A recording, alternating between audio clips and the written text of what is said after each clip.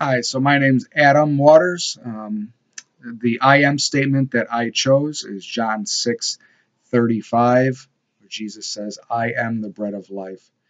This verse truly resonates with me when I look at my life, when I reflect on my past, when I look at my behaviors and my attitudes prior to my salvation, and admittedly, sometimes even now.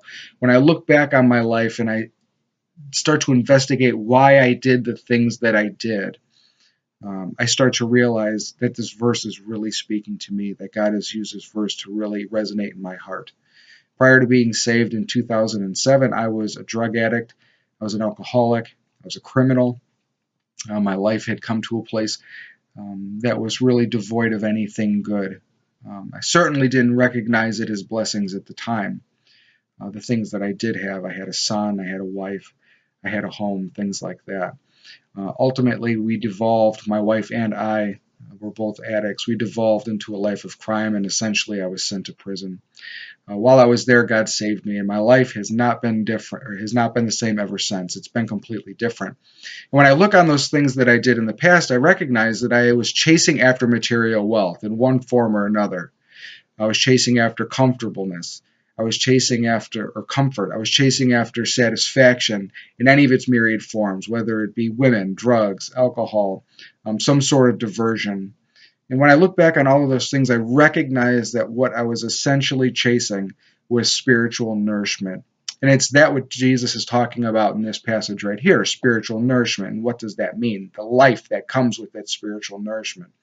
Jesus is here, in fact, saying that he is the provision from heaven, that he is that thing, that person that God has sent to provide me with the eternal life, to me with the spiritual nourishment that I need to live a life that not only is, I said before, eternal, but is satisfying. Just prior to this verse in 6:35, Jesus says, "Do not labor for the food that perishes, but for food that endures to eternal life, which the Son of Man will give you." And so he's speaking about things eternal, not things temporal, not things here on earth, but things of the Spirit. And so in this allusion, what he's talking about is the manna from heaven in the Old Testament. And so when I think about the Jews out there in the desert outside of Egypt, so they've been released from their slavery, that they still haven't achieved the promised land, they still haven't gotten there, largely because of their own disobedience and stubbornness and refusal to obey God's will. They were parched. They were hurting out there, and God gave a provision, a bread from heaven that was required to be gathered every day.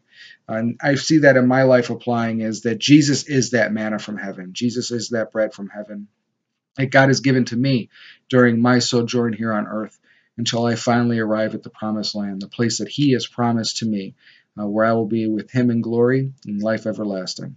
Thank you.